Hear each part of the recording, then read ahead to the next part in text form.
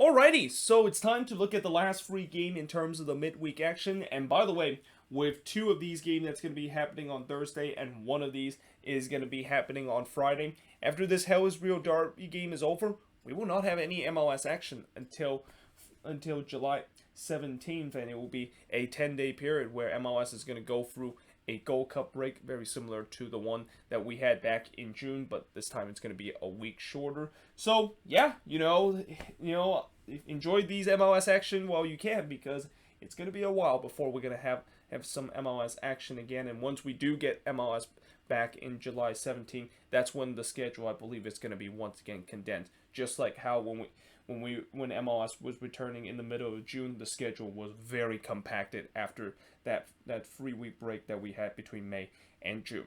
But let us begin with the first game, which is the Red Bulls versus the Philadelphia Union. And this game will start at 8 p.m. Eastern, 5 p.m. Pacific, but the actual kickoff will not start until 8:08 p.m. local time. The Red Bulls, they have been red hot so far this season at home. Like, if you disregard that loss that they had against SKC on opening night, they have won every single home game ever since that, and have improved their record to 5-1-5. While the Union, they unfortunately had their 8-game unbeaten run came to an end against Nashville SC, as they lost 1-0 on the road against them, and the Union record is now 5-4-3. In terms of the last 5 head-to-head matchup, well, it seems like the Union have been the better team in terms of the last 5 head-to-head matchup, because they've won the last 4 head-to-head meeting between both of these teams. It was a 1-0 win against the Red Bulls the last time they faced against each other earlier this season. Then it was a 3-0 win on the road against the Red Bulls before another 1-0 win at home against the Red Bulls. Then in that crazy playoff game back in 2019, it was the Union winning 4-3 against the Red Bulls after extra time. And then the Red Bulls, of course, winning 2-0 against the Union. And that was the last time the Red Bulls were able to taste victory against the Philadelphia Union. But either way, I expect this should be a very good match, and that, anytime when both of the teams meet each other, there's going to be some hatred between both of these teams. And knowing the fact that, I feel like the Red Bulls, I think they might be the slight favorites coming into this game, knowing that they have been playing very well in these last couple of games. And a lot of these young guys that they have, you can definitely see that they're playing with some confidence with some of the result that they got in the last couple of games. And anytime when you have a young team and you're in such a good form and you're playing with confidence, it is almost impossible to try to snap out their confidence. And that's when things can really start to go very well. And I think, for the Red Bulls, because of that you can definitely sense that they can get another victory in this one. But we shall see whether or not if that is going to be the case, because they're going to be playing against a Union team that are looking to try to get themselves back to winning ways after, as I mentioned, they had their 8-game unbeaten streak came to an end against Nashville SC on the road just a couple of days ago. But speaking of Nashville, the very next match will be involving them against Atlanta United. And by the way, all 3 of these matches, I just realized, are kind of like rivalry match, because this one, we know both of these teams do not like each other. We know this is the Hell is Real Derby. Now, this rivalry, even though there isn't really a name in terms of this rivalry, I'll just call this the Southeast Derby, because both of these teams situated in the Southeast region of the United States. And I would also maybe call this the Southeast Draw Derby, because both of these teams are the 2 teams that is leading the league in terms of the most draws so far this season, with both of these teams drawing 6 times this year, which is tied for the most so far in the league. Now, this game, of course, will start at 8:30 p.m. Eastern, 5:30 p.m. Pacific, but the actual kickoff will not start until 7:38 p.m. local time. Nashville SC, of course, yet to lose at home this season. In fact, the last time they lost at home was last year against FC Dallas, and that was back in October, and their record is 4-6-1. While for Atlanta United, yeah, things have not gone well for Gabriel Heinze's side, as they have gone winless in the last 6 games, and their record is now at 2-6-3.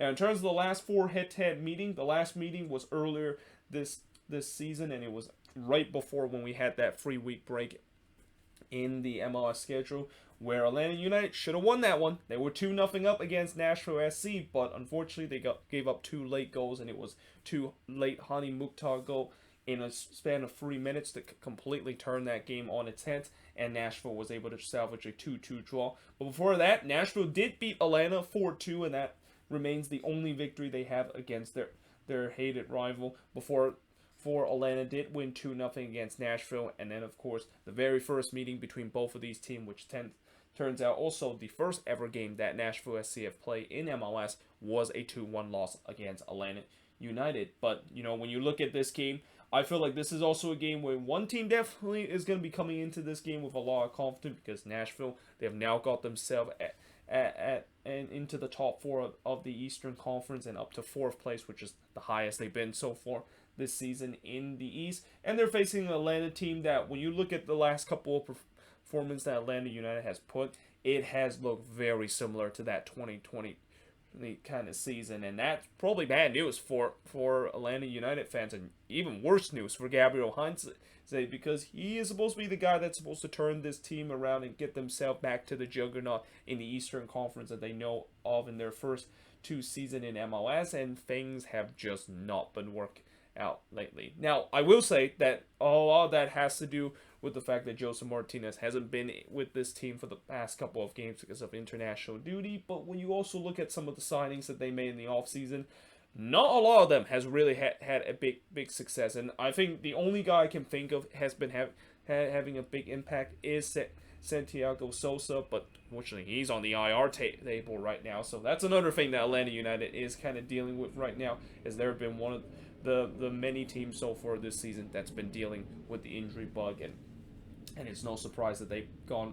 winless for that amount of time when they have to deal with it. But still, they're looking at trying to get themselves back to winning ways, and we'll see whether or not if they can do that. And it's not going to be easy, because we know Nashville is a tough team to beat. Like, this is the team, if you want to beat Nashville, you really have to earn it, because of how defensively structured this team is from this season.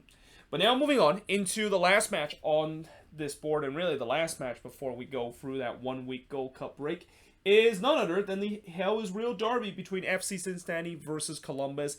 And I would like to say that this is an absolute crime that this game is not on national television. Like, I even double checked to make sure this is actually only going to be on regional network or on ESPN Plus if you don't live in the Ohio area. And it is. I mean, I don't know why this game is not on national television, consider the Hell is Real derby is starting to become one of the more recognizable derby in the league. Like, when you talk about some of the most recognizable rivalry game, we know the Cascadia derby, the Canadian Classique, the New York derby, and El Tráfico came into mind. But I really think from recent years, the Hell is Real derby is starting to really get its name to be one of the more recognizable rivalry in the league, and yet it's not on national television. And I would also say that this is a game where I think this is the one that I'm most anticipated out of all the Hell is Real derby, because this is really the first time where I think both of these teams are kind of level pegging in terms of how they are right now this season. Now, sure, Columbus still has a 5-point gap over FC Cincinnati, and they're still above them in the table as always, but Columbus is actually in 9th place right now, and FC Cincinnati is in 11th. But when you look at their recent form,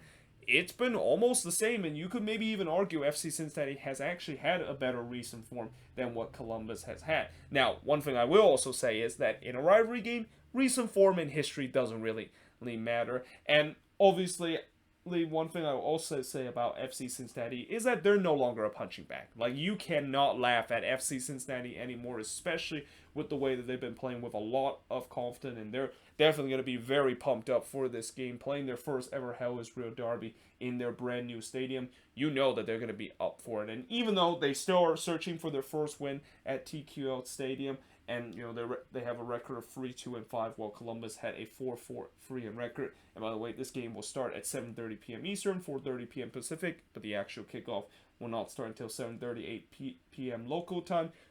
Cincinnati would really want to get their first win. Like, getting your first win at your brand new stadium, and it's against your most hated rival, that is just the icing on the cake for FC Cincinnati. And again, I think they definitely have a real shot at it, because this team is really becoming a team that I wouldn't say they're considered the best team in the league. I mean, they're still a long way from being that, but they're starting to becoming that team that I was maybe hoping that they could be, and certainly their fans deserve to be, which is at least be a respectable MLS team, at least be a team that are able to rise above from from being a dumpster fire and being the laughing stock into the league to be a team that at least could actually get some points and at least get able to get themselves close to be battle for those last couple of playoff spots. And when you look at the last 6 games, picking up 10 points, that is exactly what they needed to do. Now, Columbus, of course, they drew 2-2 against New England at home, and that was a spirited game too, because that was their first ever game at their new stadium, and they were able to fight back from a 2-0 deficit to drew 2-2 in that game. And I know they're going to also be looking forward to this game and also looking to try to hand FC Cincinnati another loss and be the first one to beat FC Cincinnati in this Hell is Real derby at TQ Stadium. But again, I expect that this is going to be a game where it could be a very intense one, and that I would not be surprised if FC Cincinnati can get a victory out of that. I mean, I know when you look at the last 5 head-to-head meeting, the last ever meeting, believe it or not, was the only win that FC Cincinnati has had in this Harris Real derby. They won 2-1 against Columbus before Columbus won 3-0 against Cincinnati. It was a 0-0 draw between both of these teams. Then it was a 4-0 win against Cincinnati before it was a 3-1 road win against FC Cincinnati. You know that this is still just going to be an intense rivalry, and that even if it's one-sided toward Columbus, it's going to be a one that is going to be really hard to call to see who's going to win this one. But yeah, there you have it. That is pretty much it in terms of the preview of these last 3 games in terms of the midweek action and the Thursday and Friday game in terms of this week's midweek action. But yeah, hope you guys enjoyed this video. If you do, make sure you guys leave a like, smash the subscribe button. Let me know in the comments below what you think of all 3 of these games and your prediction for all 3 of these games. And yeah, hope you guys enjoyed this video, and I will see you guys next time.